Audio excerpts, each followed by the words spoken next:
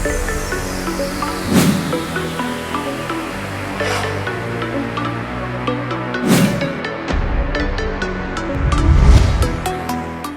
Hello welcome to వింతలు విచిత్రాలు. ప్రపంచంలో జరిగిన కొన్ని వింతలు విచిత్రాల గురించి ఈరోజు మనం చర్చించుకుందాం.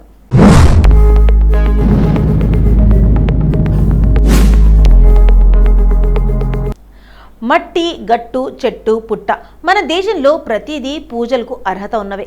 అయితే ఇక్కడ ఓ ఊరు కరెంటు ట్రాన్స్ఫార్మర్కు ప్రత్యేక పూజలు చేసింది. ఇప్పుడు అందుకు సంబంధించిన ఫోటో నెట్టింట వైరల్గా మారింది. ఇంతకీ ఆ పూజలు ఎందుకో తెలుసా? మధ్యప్రదేశ్ బింద్ గ్రామంలోని గాంధీనగర్ ఏరియాలో ఉన్న ట్రాన్స్ఫార్మర్ గత 15 సంవత్సరాలుగా సేవలందించి ఈ మధ్య కాలిపోయింది. విద్యుత్ విభాగం అధికారుల దృష్టికి ఈ విషయాన్ని తీసుకెళ్లినా లాభం లేకపోయింది. అసలే వేసవి కావడంతో రోజుల తరబడి ప్రజలు కరెంటు లేక అల్లాడిపోయారు. చివరకు స్థానిక ఎమ్మెల్యే నరేంద్ర సింగ్ కుషాహాను ఈ విషయంపై స్పందించారు.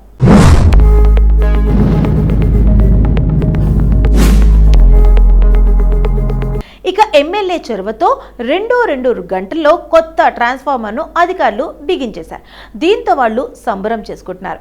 కొబ్బరికాయ కొట్టి హారతి ఇచ్చి ట్రాన్స్ఫార్మర్కు పూజలు చేశారు. ఆపై స్వీట్లు పంచుకున్నారు. ఎందుకిలా చేశారని ఆరా తీస్తే ఆ గ్రామస్తులు మరోసారి అధికారులను నమ్ముకోవాలనుకోవడం లేదు. అలా నమ్ముకుంటే ఏం జరుగుతుందో వాళ్ళు అనుభవం అయింది కదా.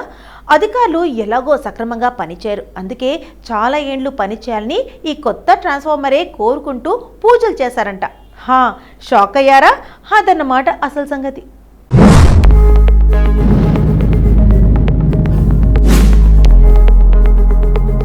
సామాజిక మాధ్యమాల మత్తులో పిల్లలు, యువత తప్పటడుగులు, పాపులారిటీ కోసం కోల్పోతున్న ప్రాణాలు, మృత్యువుతో ముడిపడుతున్న యువతరం టెస్ట్, చదువు, క్యారియర్పై నిర్లక్ష్యం ధోరణి తల్లిదండ్రులకు తప్పని వేదన.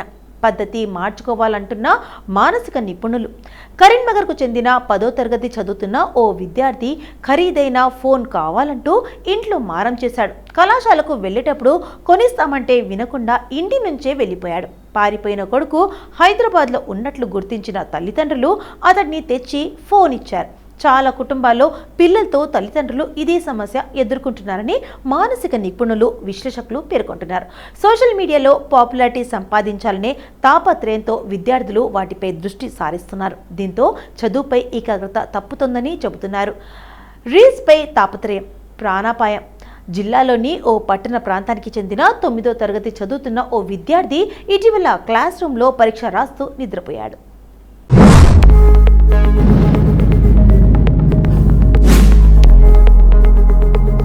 ఉపాధ్యాయుడు గమనించి అతడి ముఖంపై నీళ్లు చల్లిన స్పందన కరువైంది. సమీప ఆసుపత్రికి తీసుకెళ్తే డీహైడ్రేషన్ కారణంగా అనారోగ్య సమస్య తలెత్తినట్టు డాక్టర్లు తెలిపారు. 2 రోజులు మిత్రులతో కలిసి రీల్స్ చేసేందుకు ఇతర ప్రాంతానికి వెళ్లడమే కారణమని తేలింది. చదువుకునే వయసులో ఎందుకు ఈ పనులని టీచర్లు ప్రశ్నించగా తనకు నెలకు 10,000 వస్తాయని బదులివ్వడం ఆశ్చర్యానికి గురయ్యారు. ప్రస్తుత ప్రపంచమంతా లైక్, కామెంట్, షేర్ రూపంలో మారిపోయింది. ఈ వర్చువల్ ప్రపంచపు చిరునవ్వుల కోసం యువత, విద్యార్థులు అనర్థాల బాట పడుతున్నారు. ఒక చిన్న రీల్, కొద్ది సెకండ్ల వీడియో, ఒక ఫేమ్ కోసం ప్రాణాన్ని కూడా పణంగా పెడుతున్నారు. స్మార్ట్ ఫోన్లు అందుబాటులోకి వచ్చిన నాటి నుంచి సోషల్ మీడియా మన జీవితాల్లో భాగమైంది. ముఖ్యంగా కరోనా సమయంలో విద్యార్థుల కోసం అందించిన ఫోన్లు ఇప్పుడు వారి జీవితాన్ని నియంత్రించే ఆయుధాలుగా మారాయి. ఇంటర్నెట్, సోషల్ మీడియా, రీల్స్ యువతకు ఆత్మలుగా మారిపోయాయి.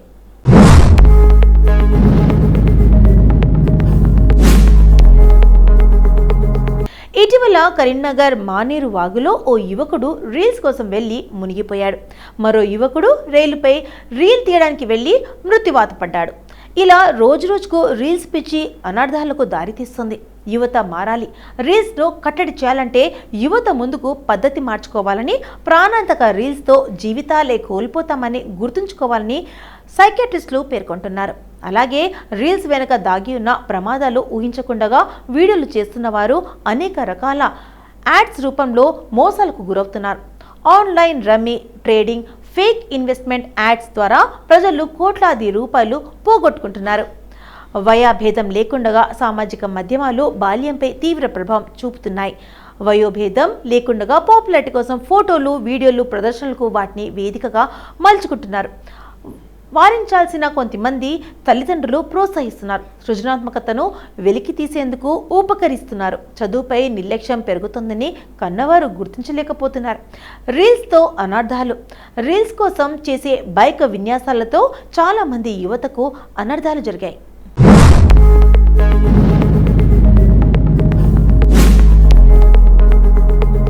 కరీంనగర్, మానేరు బైపాస్, మల్కాపూర్, బొమ్మకల్, చింతకుంట తదితర ప్రాంతాల్లో యువత బైకులు తిప్పుతూ రోడ్లపై హుషారుగా రీల్స్ తీసే ప్రయత్నాల్లో బలవుతున్నారు.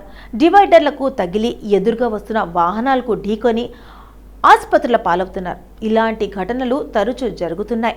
రీల్స్ వెనుక నిజ జీవితంలో జరుగుతున్న విషాదాలు ఎవరి దృష్టిలో పడడం లేదు. కరీంనగర్ జిల్లాలో రీల్స్ తీసే యత్నంలో యువత ప్రాణాలు కోల్పోయిన ఘటనలు ఉండగా, తాజాగా అర్బాజ్ అనే యువకుడు మానేవారులో వాగులో రీల్స్ తీసే క్రమంలో నీట మునిగి మృతి చెందాడు. అతడితో ఉన్న ఇద్దరు స్నేహితులు కూడా కాపాడలేకపోయారు. ఇదే జిల్లాకు చెందిన మరో యువకుడు రైలుపై రీలు తీయబోతూ కరెంట్ షాక్కు గురై మృత్యువాత పడ్డాడు. ప్రాణాల మీదకు తెచ్చుకోవద్దు. రీల్స్కు యువత ఆకర్షితులవ్వడంతో అది వ్యసనంగా మారడం జరుగుతుంది. వ్యక్తిత్వ వికాస లోపంతోనే సామాజిక మాధ్యమాలకు బానిసలకు మారుతున్నారు. కాగ్నిటివ్ బిహేవియర్ థెరపీ, కౌన్సిలింగ్ ద్వారా వీటి నుంచి బయటపడే అవకాశాలున్నాయి. యువత భవిష్యత్తు మీద దృష్టి పెట్టి సామాజిక మాధ్యమాలకు దూరంగా ఉండాలి.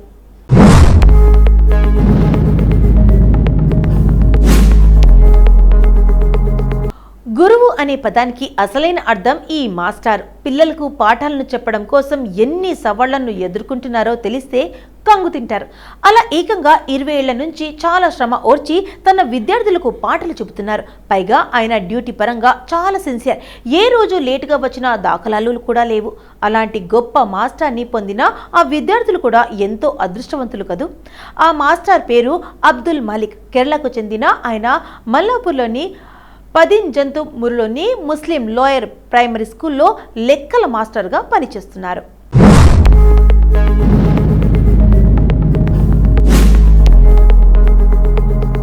ఇక ఈయన ఆ స్కూల్ని చేరాలంటే ప్రతిరోజు సాహసం చేయాల్సిందే. నడుముకి ఓ ట్యూబ్ తగిలించుకొని నది ఈదుకుంటూ వెళ్ళి మరీ విద్యార్థులకు పాఠాలు చెప్పి వస్తుంటారు.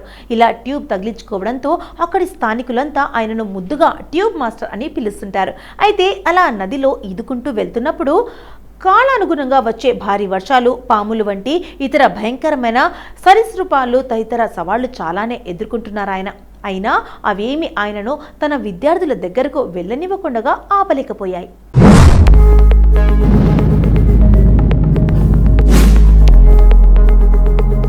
ఇంత ఇబ్బంది పడి వెళ్ళటం అవసరమా అని ఆయన ఏనాడు అనుకోకపోవడం విశేషం. ఇలానే ఎందుకంటే మాలిక్కి చాలా నదిలో ఈదుకుంటూ కాకుండా మరొక మార్గం ఉంది. కానీ మరింత వ్యయ ప్రయాసాలతో కూడినది. ఎందుకంటే సుమారు 12 కిలోమీటర్ల దూరంలో ఉన్న ఈ స్కూల్కి చేరుకోవాలంటే 3 బస్సులు మారాల్సిందే. పైగా 3 గంటలకు పైగా జర్నీ చేయాలి. దాంతో మాలిక్ ఇలా నదిలో ఈదుకుంటూ స్కూల్కి వెళ్ళడం తప్ప మరో ప్రత్యామ్నాయం లేకుండా పోయింది. ఇక పడవల సాయంతో వెళ్దామంటే ఆ నది నీటి ఉధృతిలోని హెచ్చు తగుల రీత్యా అది అసలు సాధ్యం కాని పని అంటున్నారు మాలిక్.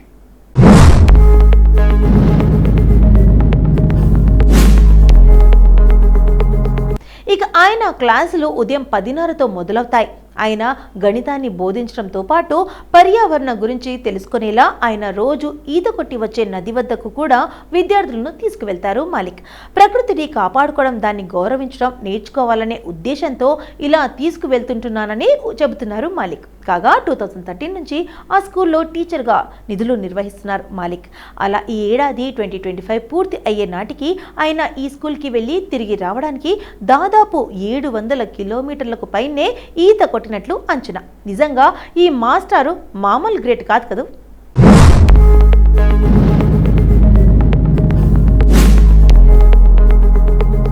సో ఇదండి ప్రపంచంలో జరిగిన కొన్ని వింతలు విచిత్రాల గురించి ఈరోజు మన ఎపిసోడ్లో మనం తెలుసుకున్నాం కదా. మరి రేపటి ఎపిసోడ్లో మళ్ళీ కలుద్దాం. అంటే టేక్ కేర్, బాయ్.